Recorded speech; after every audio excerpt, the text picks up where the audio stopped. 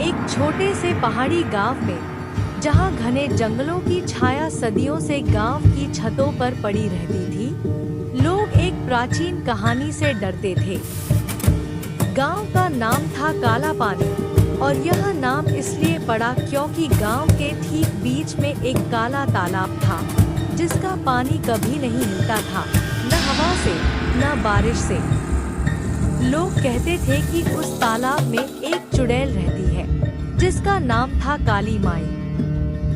काली माई सदियों पहले गांव की सबसे सुंदर औरत थी, लेकिन उसके पति ने उसे धोखा दिया और दूसरे गांव की लड़की से शादी कर ली।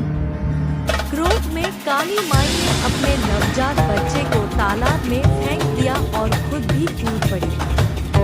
उसके बाद से हर अमावस्या की रात को तालाब का पानी खून जैसा लाल हो जाता था और गांव में अजीब-अजीब घटनाएं होने लगती थी। लोग कहते थे कि काली माई अब भी जीवित है, लेकिन अब वह इंसान नहीं, बल्कि एक बदसूरत, लंबे बालों वाली, लाल आंखों वाली आत्मा है जो बदला लेने के लिए घूमती रहती है। रामलाल, गांव का एक साधारण किसान, अपनी पत्नी सीता और छोटी बेटी रानी के साथ रहता था। रामलाल को काली माई की कहानी पर कभी विश्वास नहीं था। वह हंसकर कहता था, अरे भाई, ये सब अंधविश्वास है।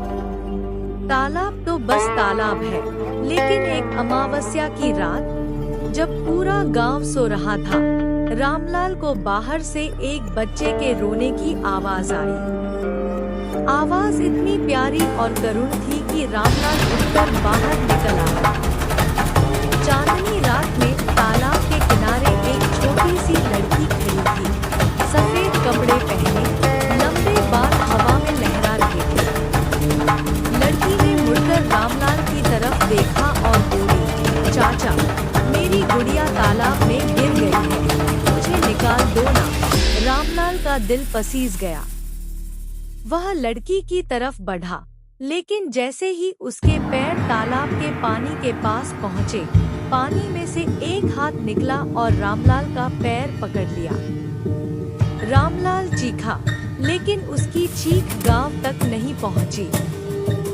अगली सुबह लोग रामलाल को तालाब के किनारे बेहोश पड़े पाए।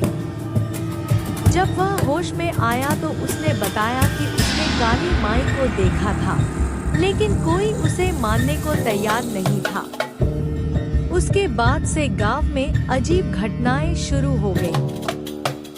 रात को घरों के बाहर बच्चों के रोने की आवाज आने लगी, लेकिन जब लोग बाहर निकलते तो कोई नहीं दिखता था। सीता ने रामलाल से कहा, अब हम यहाँ नहीं रह सकते। काली माई का श्राप गांव पर है, लेकिन रामलाल ने मना कर दिया।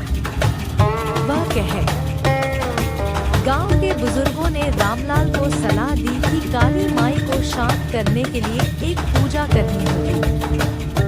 उन्होंने कहा कि पूजा में एक बलि देनी होगी, एक निर्दोष प्राणी की। रामलाल ने इनकार कर दिया। वह कहता था, मैं अपनी बेटी को बलि नहीं दूंगा। लेकिन रातें और भयानक होती गई। घर की दीवारों पर खून से लिखे शब्द दिखने लगे, मेरी बेटी लौटा दो। सीता रात भर जागती और रोती रही। एक रात जब रामलाल सो रहा था, उसे लगा कि कोई उसके सीने पर बैठ गया है। उसने आंखें खोली तो देखा कि एक काली औरत, बाल बिखरे हुए, लाल आंखें निकाले, उसके ऊपर झुकी हुई है। औरत की सांसें ठंडी थी और उसकी उंगलियों के नाखून रामलाल की छाती में गड़ रहे थे। रामलाल चीखा, लेकिन उसकी आवाज नहीं निकली। औरत ने धीरे से कहा, तुमने मुझे मारा था, अब तुम्हारी बेटी मेरी है। रामलाल ने देखा कि औरत की शक्ल रानी जैसी हो गई है, लेकिन फिर भी काली माई की थी। अगली सुबह रानी गायब हो गई। पूरा गांव तलाशी लेने लगा। लोग तालाब के आसपास गए, लेकिन पानी अब भी शांत था। शाम को जब सूरज डूब रहा था, रानी अचानक घर लौट आई। लेकिन वह पहले जैसी नहीं थी। उसकी आंखें लाल हो गई थी, बाल लंबे और उलझे हुए थे। वह मुस्कुराकर बोली, पापा, काली माई ने मुझे अपना बना लिया है। अब मैं तुम्हें कभी नहीं छोड़ूंगी। रामलाल और सीता डर के मारे कांप रहे थे। उन्होंने देखा कि रानी के पीछे पीछे तालाब का पानी घर तक आ रहा है, जैसे कोई काला साया रेंगता हुआ आ रहा है। रानी ने हाथ बढ़ाया और रामलाल का हाथ पकड़ लिया। उसके हाथ बर्फ जैसे ठंडे थे। रामलाल ने महसूस किया कि उसकी रगों में खून जम रहा है।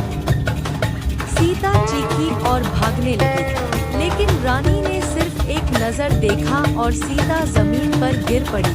उसकी आंखें खुली हुई थी, लेकिन सांस नहीं चल रही थी। रामलाल समझ गया कि अब बचने का कोई रास्ता नहीं है। वह रानी को गले लगाकर रोने लगा। रानी ने कहा, पापा, अब हम तीनों साथ रहेंगे। काली माई, मैं और तुम। उस रात पूरा गांव काली माई के चीखने की आवाज से गूंज उठा। लोग बाहर निकले तो देखा कि तालाब का पानी उफान मार रहा है और उसमें से सैकड़ों हाथ निकल रहे हैं। हर हाथ में एक एक बच्चे का चेहरा था। रामलाल की चीख गांव की आखिरी चीख थी। अगली सुबह जब सूरज निकला तो गांव सूना पड़ा था। हर घर खाली था। सिर्फ तालाब के किनारे रामलाल, सीता और रानी खड़े थे, लेकिन अब उनकी आंखें भी लाल थी और बाल लंबे हो गए थे। वे तीनों मुस्कुरा रहे थे और तालाब के पानी में देख रहे थे। कहते हैं कि अब भी अमावस्या की रात को अगर कोई काला पानी गांव के पास से गुजरता है तो उसे 3 साए दिखाई देते हैं, एक औरत, एक आदमी और एक छोटी लड़की। वे तालाब के किनारे खड़े होकर लोगों को बुलाते हैं, आओ ना, हमारे साथ खेलो। जो भी जाता है वह कभी वापस नहीं आता। गांव अब पूरी तरह उजाड़ हो चुका है। जंगल ने घरों को निगल लिया है। सिर्फ एक पुरानी झोपड़ी बची है, जिसमें दीवार पर खून से लिखा है, काली माई की बेटी हमेशा के लिए घर आ गई। और रात को जब हवा चलती है तो लगता है कि कोई बच्ची हंस रही है, लेकिन यह हंसी खुशी की नहीं, बदले की है। जो लोग अब भी काला पानी के पास से गुजरते हैं, वे कहते हैं कि तालाब का पानी कभी कभी फुसफुसाता है। अगर आप कान लगाकर सुने तो सुनाई देगा, मेरी बेटी लौटा दो। और अगर आप बहुत पास चले जाए तो पानी में अपना प्रतिबिंब देखेंगे, लेकिन प्रतिबिंब की आंखें आपकी नहीं होंगी, बल्कि काली माई की लाल आंखें होंगी। वे आपको देखकर मुस्कुराएंगी और कहेंगी, अब तुम भी हमारी बेटी हो। और फिर आपका पैर खुद ब खुद तालाब की तरफ बढ़ेगा। कोई रोक नहीं पाएगा, क्योंकि काली माई का श्राप कभी खत्म नहीं होता। वह सदियों से इंतजार करती है, हर पीढ़ी में एक नई बेटी ढूंढती है और बदला लेती रहती है। काला पानी का गांव अब सिर्फ एक कहानी नहीं, बल्कि एक चेतावनी है। जो भी वहां जाता है वह या तो मर जाता है या फिर काली माई का हिस्सा बन जाता है। रामलाल की कहानी आज भी गांव-गांव में सुनाई जाती है, खासकर बच्चों को डराने के लिए। लेकिन सच तो यह है कि डर सिर्फ कहानी तक सीमित नहीं है। काली माई अब भी वहाँ है, तालाब के अंदर, गहरे पानी में, अपने लंबे बाल फैलाए, लाल आंखें खोले, इंतजार करती हुई कि कोई और माँ बाप अपनी बेटी को खो दे। और जब वह बेटी खो जाएगी तो काली माई